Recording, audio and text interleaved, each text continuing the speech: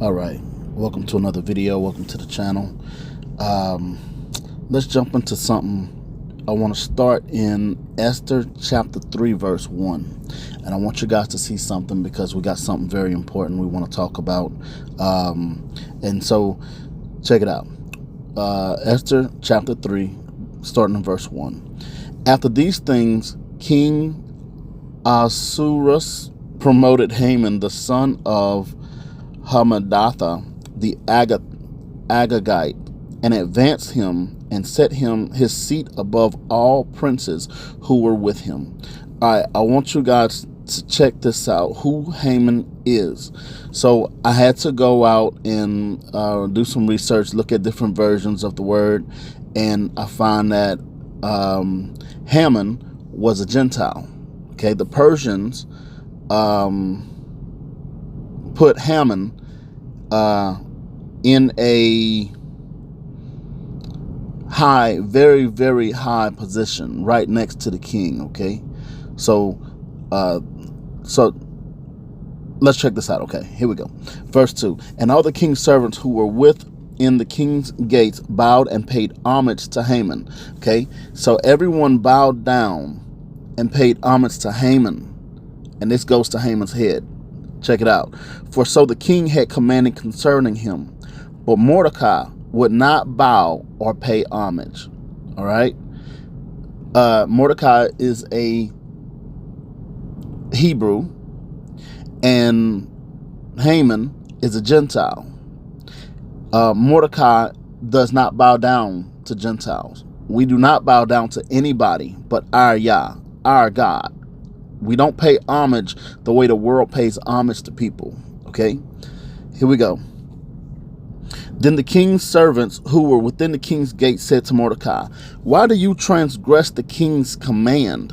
Now it happened when they spoke to him daily and he would not listen to them, that they told it to Haman to see whether Mordecai's words would stand, for Mordecai had told them that he was a Jew. All right. So as a Hebrew, as a Jew, all right, Mordecai is not allowed, because this is in the Old Testament. We gotta, that's why we're reading this, so we can get an understanding of what we're supposed to be doing, who we're supposed to be, how we're supposed to act, all right? And then the consequences of that. That's what this is going to be about. So we're looking at how Yah told us, you don't put nobody up on a pedestal. You don't bow down and worship no man, nobody, only Yah. All right. But then you're going to see how he hates them because of this. All right. And I want you guys to see in modern day, things that happen in modern day that affect this right here. All right. You could probably understand some your co-workers at your job, your society, different things. You can plug this with a few things. All right, so let's go to verse 5. It says, when Haman saw that Mordecai did not bow or pay him homage, Haman was filled with wrath, but he disdained to lay hands on Mordecai alone, for they had told him of the people of Mordecai.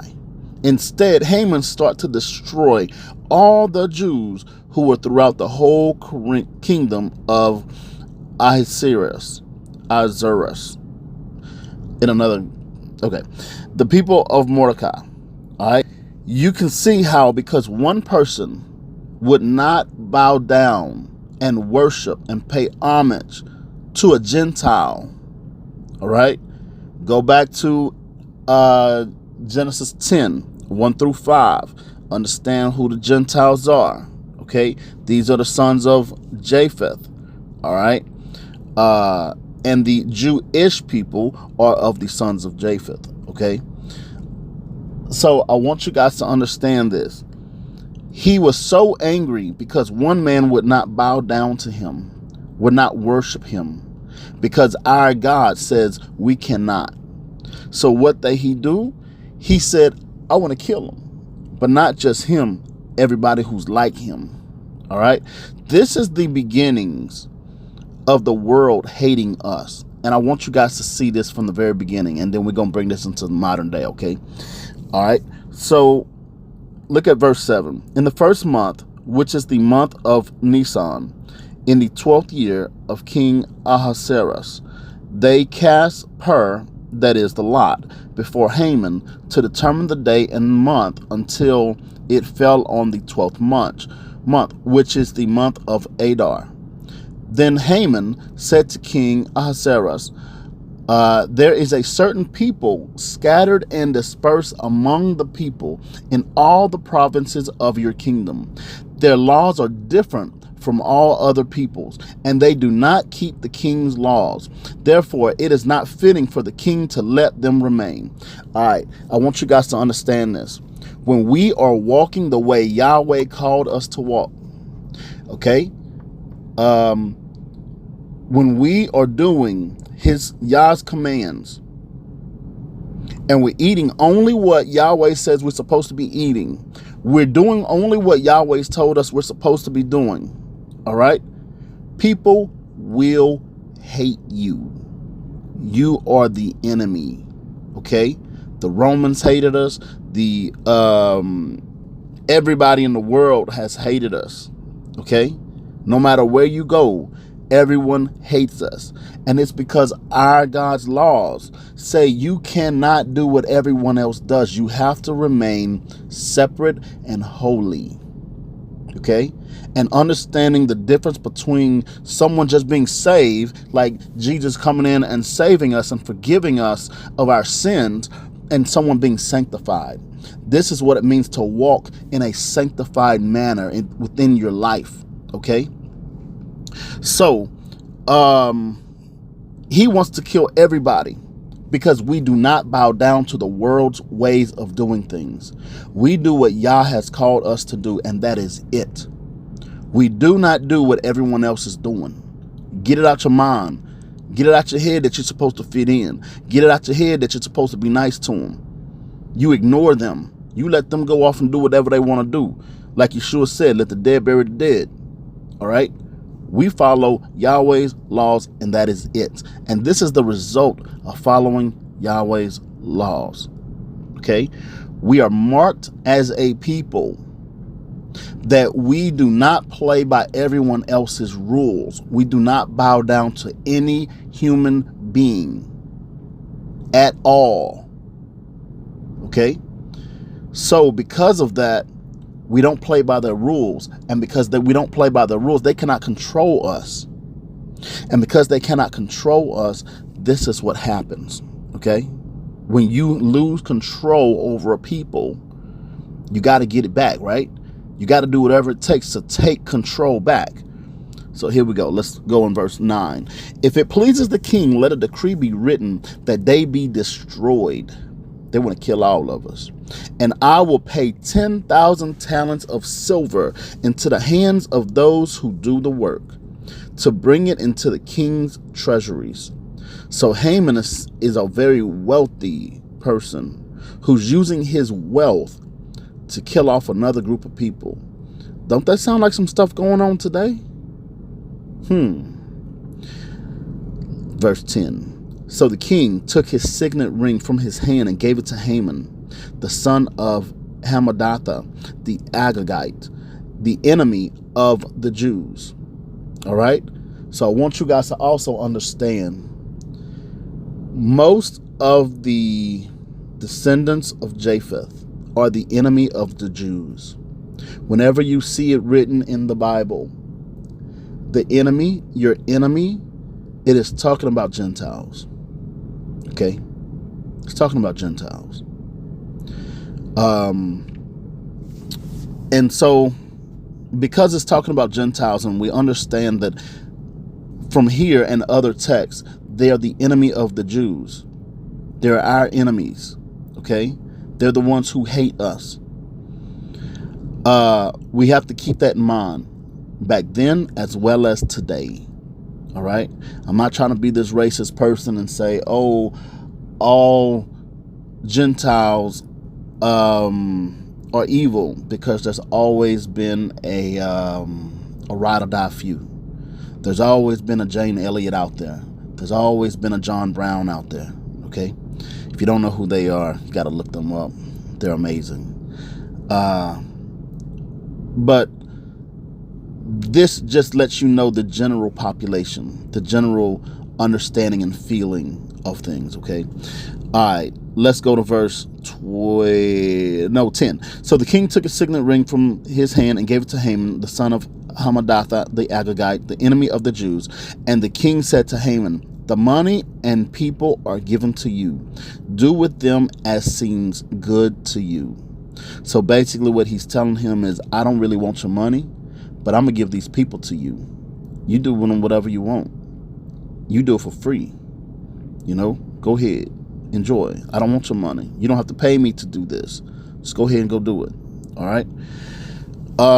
Verse 12. Then the king's scribes were called on the 13th day of the first month. So the 13th day of the first month. Guess what happens on the 14th day?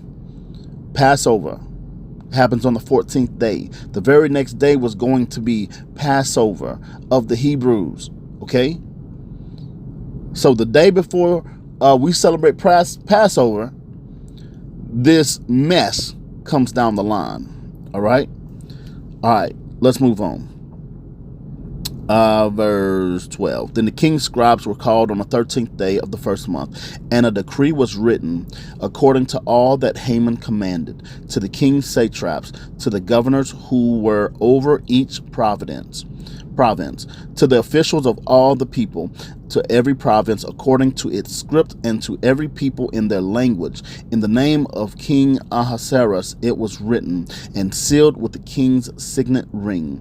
And the letters were sent by couriers into all the king's provinces to destroy, to kill, and to annihilate all the Jews, both young and old, little children and women, in one day, on the 13th day of the 12th month, which is the month of Adar, and to plunder their possessions.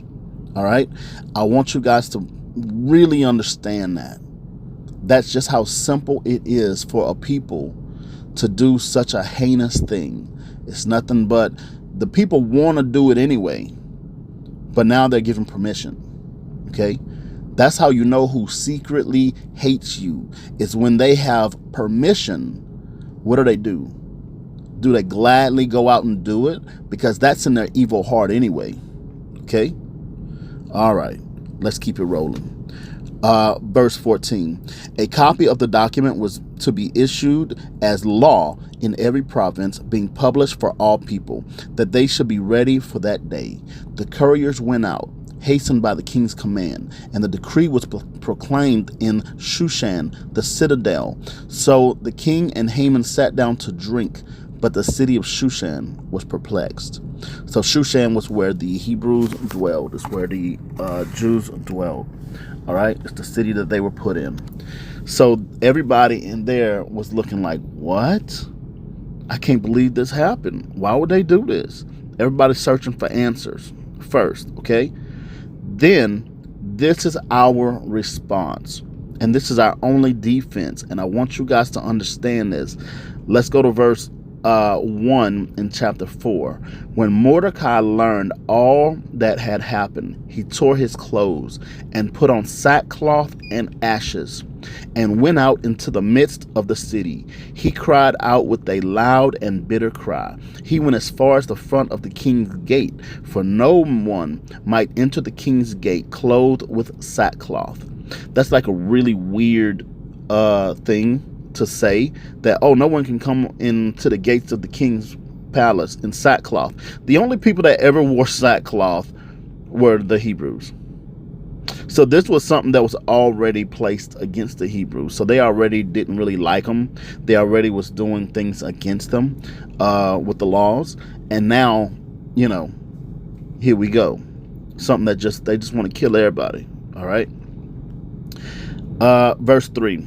And in every province where the king's command and decree arrived, there was great mourning among the Jews, with fasting, weeping, and wailing, and many lay in sackcloth and ashes.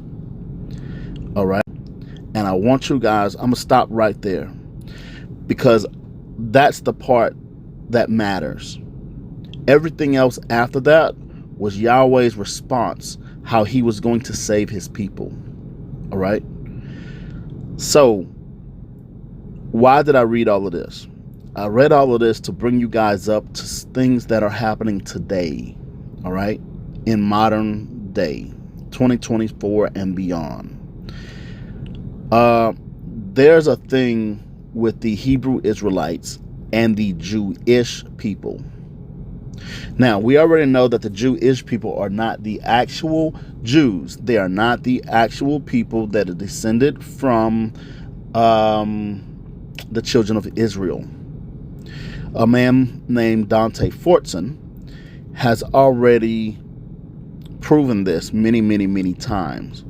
And I would love for you guys to go learn what he has. He has a channel on YouTube, and learn and understand, because he's bringing actual real documents. He's bringing first and second hand documents. He's bringing college courses where a college, not a students, but the actual college goes out into the world and looks up all of the sources, because colleges have access to sources we will never have access to. And then they write research papers based on it. Okay. So there's a lot of evidence for absolutely everything that is going on in the world.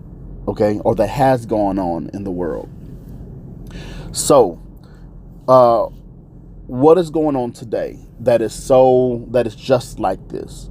Well, there was a bill that passed today or recently. All right, so I want to read this. This is off of the Al Jazeera website. Okay, so it says U.S. House passes controversial bill that expands definition of anti-Semitism. All right, it says rights groups warn that the definition could further chill freedom of speech as protests continue on college campuses. All right, so the pro-Palestinian supporters, so the Jewish people, are trying to defund and go after people who are not for Jewish people, okay, and whatever they want to say. All right, so this was on May 1st that Al Jazeera reported this, so it probably happened that day or the day before, something like that. It says the United States House of Representatives have overwhelmingly passed a bill that would expand the federal definition of anti-Semitism despite opposition from civil liberties groups. The bill passed the House on Wednesday by a margin of 320 to 91, and it is largely seen as a reaction to the ongoing anti-war protests unfolding on U.S. university campuses. It now goes to the Senate for consideration. If the bill were to become law, it would codify a definition of anti-Semitism created by the International Holocaust Remembrance Alliance, a Jewish group, or the IHRA, in Title VI of the Civil Rights Act of 1964. That is a federal anti-discrimination law that bars, so this is talking about the discrimination law that it was talking about. This is a federal anti-discrimination law that bars discrimination based on shared ancestry, ethnic characteristics, or national origin. Adding IHRA's definition to the law would allow the Federal Department of Education to restrict funding and other resources to campuses perceived as tolerating anti-Semitism. But critics warn IHRA's definition could be used to stifle campus protests against Israel's war in Gaza, which has claimed the lives of 34,568 Palestinians so far. What is the definition? IHRA's working definition of anti-Semitism is a certain perception of Jews, which may be expressed as hatred toward Jews, rhetorical and physical manifestations of anti-Semitism, or directed toward Jewish or non-Jewish individuals and or their property towards Jewish community, institutions, and religious facilities. So basically anything you say against them or against their religion, they can go after you, okay? According to the IHRA, that definition also encompasses the targeting of the state of Israel, conceived as a Jewish collectivity, Okay, so basically saying that they're not the real Jews is anti-Semitic, and they could come after anyone who says those types of things. All right. The group also includes certain examples in its definition to illustrate anti-Semitism, saying, for instance, that the existence of a state of Israel is a racist endeavor, would be deemed anti-Semitic under its terms. The definition also bars any comparison between contemporary Israeli policy and that of the Nazis. So you can't even say, oh, this is kind of like some of the Nazi type stuff. You cannot compare them to Nazis. You cannot speak against them in any way, shape, or form.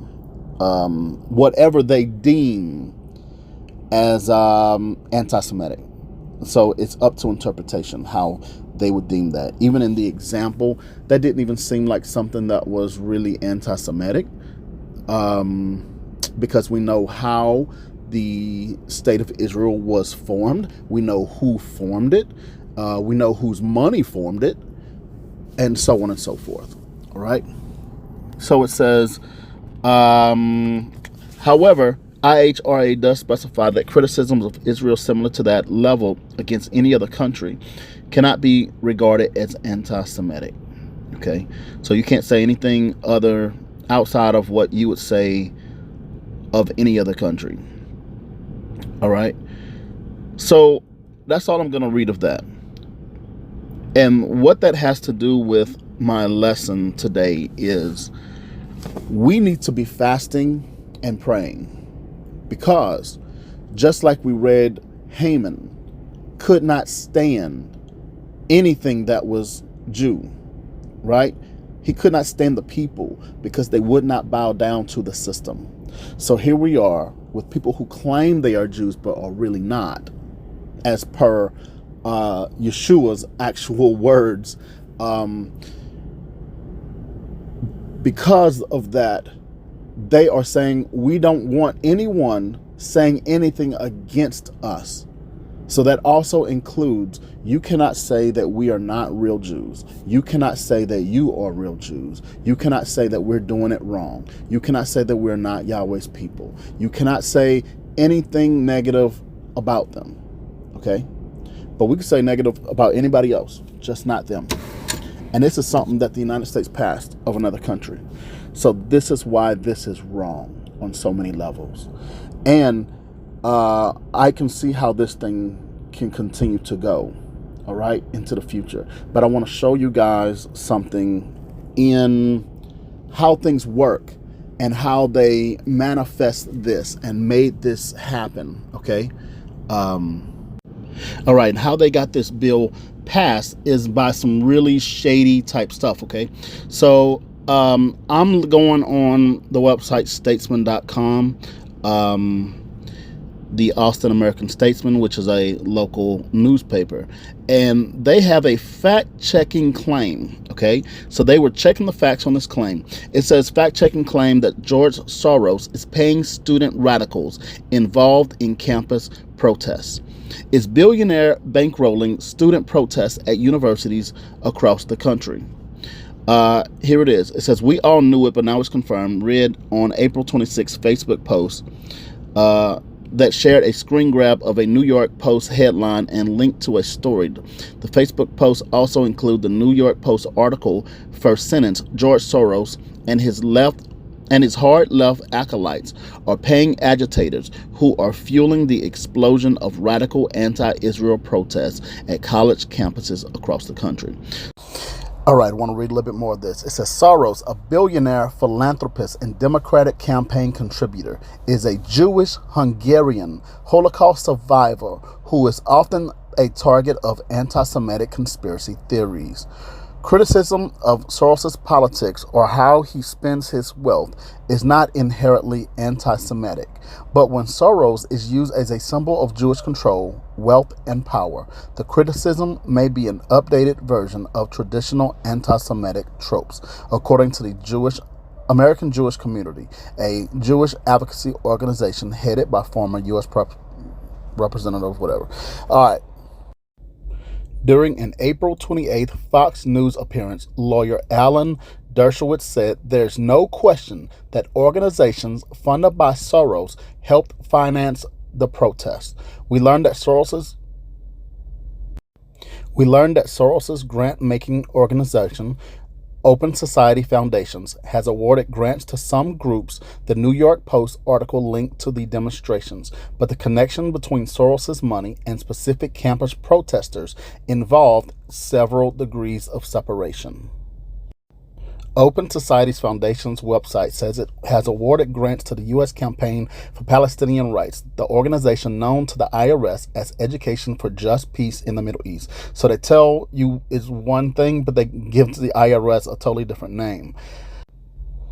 The Post reported the program within the U.S. Campaign for Palestinian Rights, called Youth Fellows, had 3 fellows, Naday Laffey, Craig Brickhead Morton, and Malak Afina, who had been major figures in the nationwide protest movement. So why am I bringing this up? I am bringing this up because even like at the bottom of this thing, I'm not going to read all of it, but I want you guys to see what I'm talking about, okay? These people were paying hundreds of thousands, up to like millions of dollars in total, almost $1 million, okay? Through different foundations. So one foundation given to another, given to another, given to another, and funneling it down to where they want it to go, okay? Starting from George Soros. So this is something he actually did do. This is actually true. So it says Open Society Foundations, which is George Soros's, one of his foundations, reported that since 2017, it had directly awarded Jewish Voice for Peace grants totaling $875,000 from 2017 to 2022. The 18-month grant awarded in 2022 was to educate the public about movement building across the United States, according to Open Society's Foundation's website. So what they did, they started giving money to these college campuses for them to create these different groups. And then now that this war pops off, and what these groups do, they actually go after anything that's in the news, okay? They don't just hit one thing. Whatever's in the news, these people organize protests based on it, all right? And that's how this works. So they're not just like, oh, I'll jump on this or I'll only jump on that. This group goes anything that's hot in the news. They organize protests to get it more visible, okay? So what I want you guys to understand out of these people have been giving almost $1 million to different student-led organizations to get them to act up on these college campuses. And then they come back and pass a bill, so say, against these same students who they paid to do these things. So the same person, George Soros, is a Hungarian Jew. He is a Jew. So why would he fund something and egg it on so that it becomes really big? It's so they can write laws like this and have more control. Okay, it's about controlling the narrative. They are controlling both sides of the coin. So no matter what happens, they get paid. No matter what happens, they get what they want. Okay, why am I saying all of this? I'm saying this because this is how Haman did it in the Bible.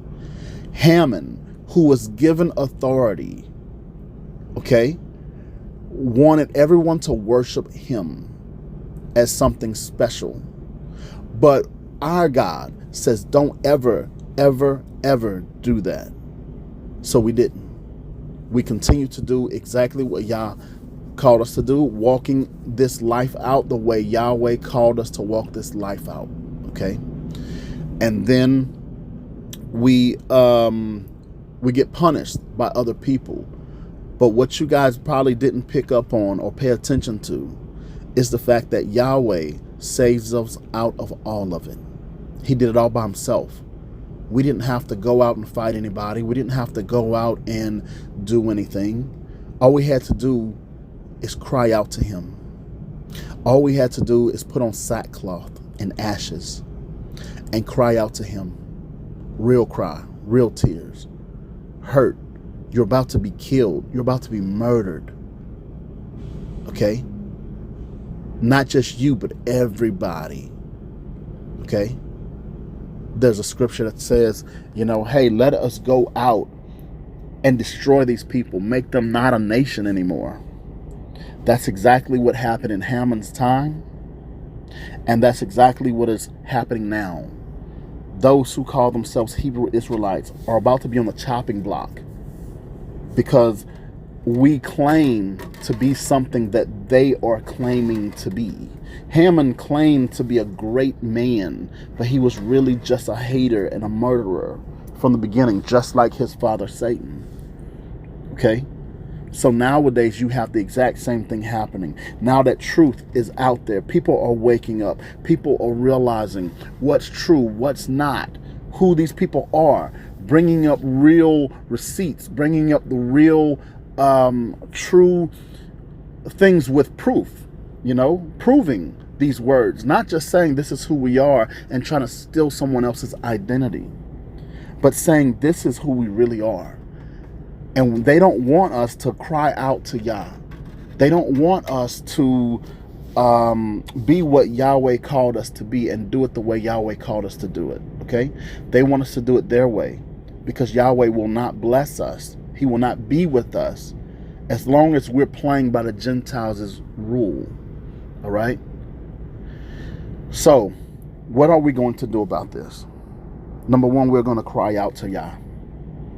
And we're going to cry out to Yah and continue to cry out to Yah. I had a dream about this about a week ago. Something similar to this, okay? And in the dream, what happened was it's almost like we were in high school. And you know how everybody's getting ready to come to school and everybody's kind of like out in the street, kind of funneling their way into the building. And that's what was happening. And this guy walks up. He's a white guy. He walks up and he says, I'm going to kill all the black people. And I said, okay, no problem. Just let me tell them who they are because Yahweh is going to raise them back up. It doesn't even matter if you kill them because our God will raise us back up. So no big deal. And the man said, okay, that'll work. And he goes off into the building. I go off into the building. So we're sitting in class and I'm afraid because I'm thinking, oh God, we're about to die. And I'm in the class too. So I'm about to die too. But he asked a question and the man was a teacher. He asked a question and a little white kid stands up. And another white kid takes a sniper rifle and shoots him.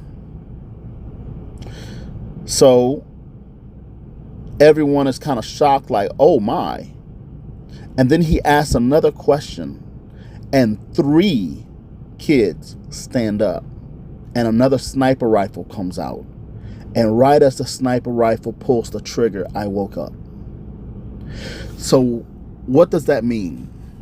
That means that, this bill, it may not make it all the way through because it has to go through the process. It only passed in the first house. It still has to go to the next house and it still has to be signed into law. So we have time to cry out to Yah, to save ourselves. There's something happening in the world that we don't really understand. But Yahweh is trying to warn us and to tell us this is happening. So you need to be ready and you need to know what to do. That's why I'm reading this. Because when things happen, we don't go out here and fight. We don't pick up guns. We don't even need guns. We don't do anything. You know why? Because the time period of the Gentiles doing whatever they want to do to the people of Yahweh is over. All we have to do, Yah's anger towards us has ended. The 430 years of what Yahweh told us was going to happen in the book of Deuteronomy, chapter 28, has ended. And it ends more and more for each individual person. It's not a whole thing, As each individual person cries out to Yah and asks for forgiveness and starts following his commandments the way Yahweh deemed us to follow them, to be his holy people, to be who he called us to be. Okay?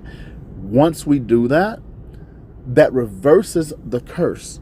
And anyone who blesses us will be blessed. And anyone who curses us or comes against us will be at the mercy of Yahweh. And that's how I'm going to say it. We don't have to go out here and do anything. All we got to do is cry out. So what I'm doing, today is my first day of fasting. And I am going to be fasting for the next 3 days. I'm not going to eat anything during the daytime. Only after dark will I eat. Okay? And I'm just drinking water. I'm not even drinking any juice, anything like that. But I want you guys to do a fast about this right here. And I pray that the power of Yahweh, the power of the Holy Spirit would come down and show you and prove to you that what I'm saying is true, that this is something we need to do, because this bill has passed the first house. If it continues to go through, then anything you say against Jewish people, you will be punished under the laws of the United States. Okay? So, does that mean even if it passes, we have to change? No. No.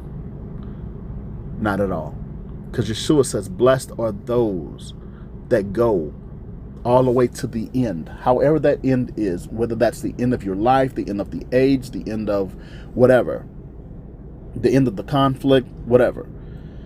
If you continue to be faithful until the end, that is those who make it into the kingdom of Yah. So whether it passes or not, we're going to continue to live the way we live. We're going to continue to say what we say. We're going to continue to do what we do. And I'm willing to put my life on that. Okay? I want you guys to understand this, that this is serious business. We're going to cry out to Yahweh for the next few days. For the next 3 days, I'm going to do it for her. If you feel so led, do it for as long as you feel so led. But we need to cry out to Yah collectively. We need to put this on other channels to cry out to Yah collectively. We need to put this in the ears of other Hebrew groups to cry out collectively. We need to put this into the ears of every group, Christians, everybody, because it affects Christians as well. Christians won't even be able to say the Jews killed Yeshua. You have to edit the Bible. Because you cannot speak against them. So we know that they weren't the ones that killed Yeshua, or that wanted to kill Yeshua. It was us. Okay? We know that's not on them. But because they have stolen the identity, they have to ride out everything. Okay? And I don't know how they, go about the 430 years. I don't know, because they were never enslaved. They were never taken on boats, treated harshly. They were never, Deuteronomy 28 does not speak of them at all. So I don't know how they do that. But however, our response is going to be, we are going to fast. We are going to pray. We're going to cry out to Yah. We're going to take time and explain and talk to Yahweh and talk to Yeshua. Ask Yeshua to come down. Be the lion. We don't need the lamb. We need the lion. Because he will be that. He will do that. And we will marvel in the end at how our God, it will strengthen our faith in our God to see that our God can protect us in modern days. It's not just something that happened back then. Our Yahweh will show us that he is God. He is the same yesterday, today, and forever.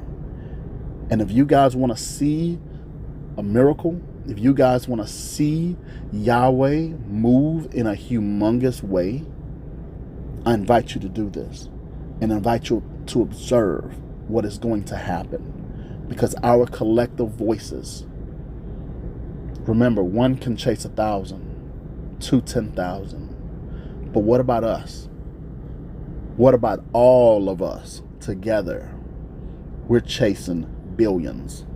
There ain't enough devils in hell. There ain't enough fallen angels to fight all of us when one can chase 1,000 of them to 10,000. All right. So you guys get ready. Spread the news. Pray. Seek Yah. Ask him if what I'm saying is true. Pray about it. Don't just take my word for it.